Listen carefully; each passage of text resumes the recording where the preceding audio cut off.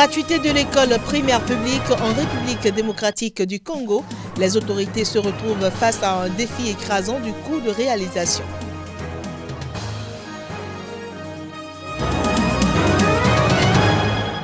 En Angola, des centaines de personnes ont défilé dans la capitale Luanda pour protester contre le chômage.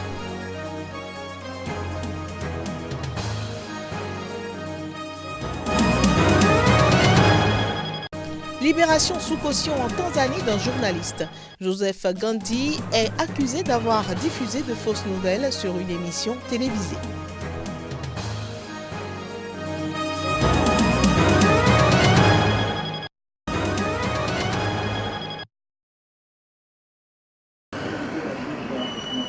La promesse a été faite pour la rentrée du 2 septembre dans une RDC où des millions d'enfants pauvres sont privés d'éducation. L'évaluation du projet révèle que le coût global de la gratuité pour l'année budgétaire 2020 est estimé à 2,64 milliards de dollars. C'est la substance du rapport des experts qui ont bouclé samedi à Kinshasa une deuxième table ronde sur la gratuité dans l'enseignement de base.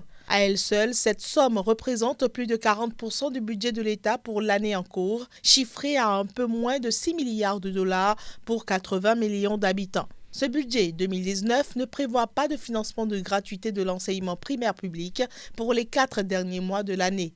Le rapport suggère alors une mise en œuvre de manière progressive de la gratuité des frais scolaires dans le primaire. Pour le financement, le rapport propose l'instauration d'une taxe sur les ressources naturelles en RDC. À quelques jours de la rentrée, les autorités congolaises ne pourront donc pas matérialiser cette mesure prévue par la Constitution et reprise par le président de la République Félix Tshisekedi lors de son discours d'investiture le 24 janvier. Sur le terrain, les parents sont partagés entre espoir et prudence. À Kinshasa, les parents ont reçu pendant les vacances scolaires une demande d'acompte allant de 100 000 à 150 000 francs congolais, soit environ 62 à 90 dollars pour inscrire leur enfant à l'école primaire. Le montant total des frais scolaires demandés s'élève à 137,5 $. Les parents doivent aussi payer les fournitures scolaires.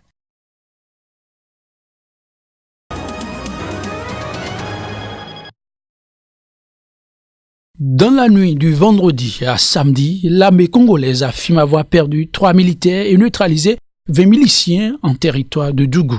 Dans cette partie nord de l'Ituri, des dizaines de personnes ont été tuées en juin et des milliers d'autres ont pris la fuite en raison des violences attribuées à une milice dénommée Ngudolo. En Ituri, entre 1999 et 2003, une guerre intercommunautaire avait fait des dizaines de milliers de morts. Dans la province voisine du Nord Kivu, l'armée a annoncé un changement à la tête du commandement de la zone de défense couvrant les territoires de Beni et Lubero.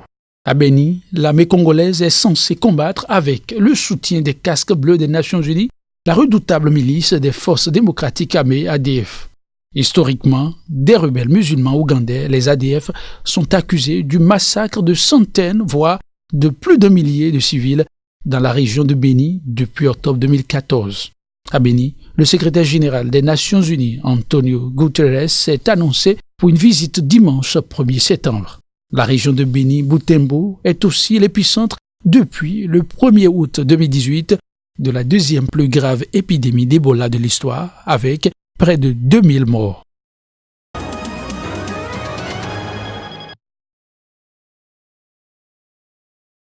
Vêtu d'une robe blanche, l'ancien homme fort du pays a été placé dans une cage en métal comme lors de la première audience. Il fait face à des accusations de possession de devises étrangères, de corruption et de trafic d'influence. Samedi, le juge a entendu 3 témoins, dont 2 enquêteurs qui avaient perquisitionné sa résidence où avaient été retrouvées de grosses sommes d'argent.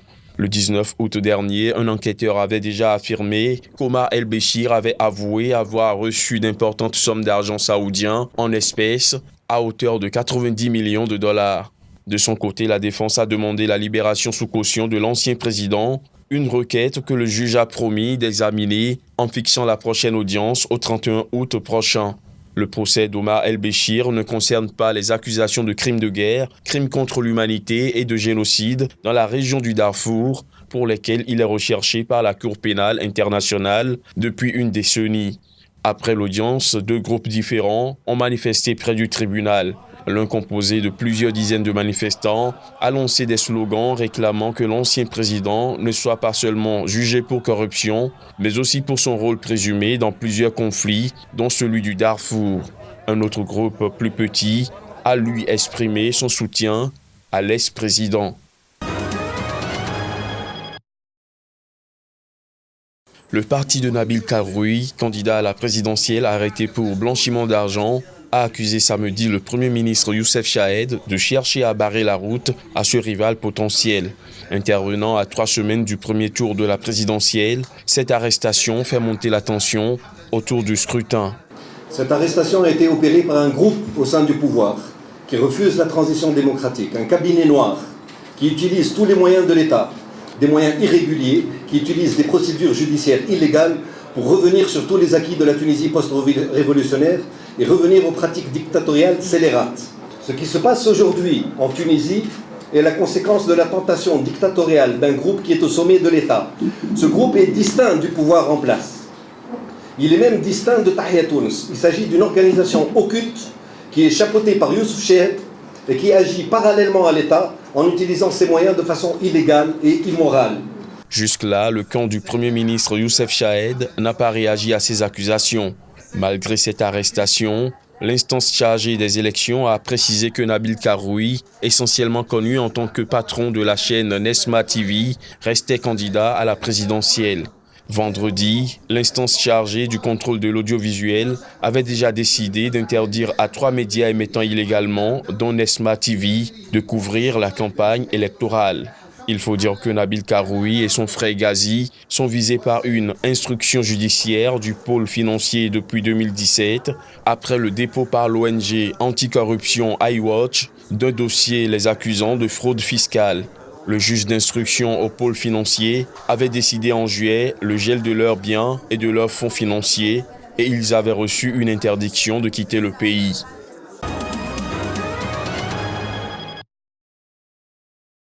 La rencontre d'Alger est la première du genre depuis le début du mouvement de contestation en février. Il s'agit d'un premier pas très positif, a estimé Maître Saïd Sali, un des représentants de la société civile et vice-président de la Ligue algérienne pour la défense des droits de l'homme, l'ADDH. C'est un signal fort au pouvoir que le dialogue se fait dans la société, ouvert, inclusif, en phase avec le Irak, mouvement de contestation, pour faire aboutir ses revendications légitimes et aller vers la nouvelle République, a-t-il ajouté. Une commission de suivi mise en place lors de la rencontre va travailler sur les différentes feuilles de route proposées afin d'établir un plan consensuel de sortie de crise. Le président du Rassemblement Action Jeunesse rage d'ajouter « La force du pouvoir réside dans notre division. Cette nouvelle initiative précède la mobilisation du vendredi. Les Algériens ont à nouveau manifesté massivement dans le centre d'Alger au lendemain de l'entrée du mouvement de contestation inédit dans son 7e mois. Comme pour calmer un tant soit peu les ardeurs, les autorités ont chargé une instance de dialogue, de consultation en vue de définir les modalités d'une présidentielle, une proposition systématiquement rejetée par la contestation.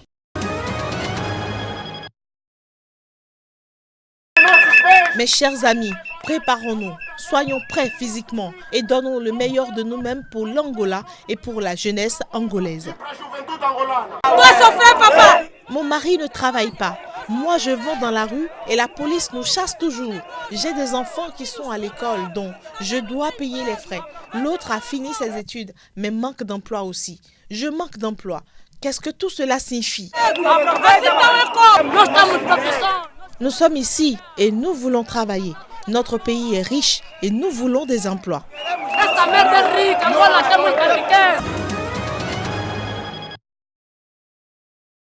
Joseph Gandhi, travaillant pour Watiti TV, est accusé d'avoir présenté le 9 août une émission dans laquelle 6 jeunes accusaient des policiers du commissariat d'Iringa dans le sud de la Tanzanie de les avoir forcés à se sodomiser entre eux au cours d'une garde à vue. Les faits jugés inexacts, donc faux et diffamatoires, lui ont valu de se retrouver derrière les barreaux. Dans un communiqué, le Conseil des médias de la Tanzanie a défendu le journaliste, affirmant que l'émission en question donnait la parole à toutes les parties concernées, y compris les policiers mis en cause. Finalement, Joseph Gandier a été relâché sous caution par la police à Elinga, mais devra se présenter à nouveau lundi. Son arrestation avait en outre été condamnée par Amnesty International et par le Comité de protection des journalistes CPJ qui avait unanimement demandé sa libération immédiate. Depuis l'élection du président John Magufuli fin 2015, rapporte bien d'ONG, les libertés fondamentales sont en sursis. Pour avoir critiqué le gouvernement, des meetings de partis d'opposition ont constamment été interdits, des responsables de l'opposition arrêtés et poursuivis, des journaux fermés et des journalistes et artistes molestés ou menacés de mort. 75e au rang mondial de classement de la liberté de la presse de Reporters sans frontières en 2015, la Tanzanie est descendue à la 118e place cette année, soit en 2019.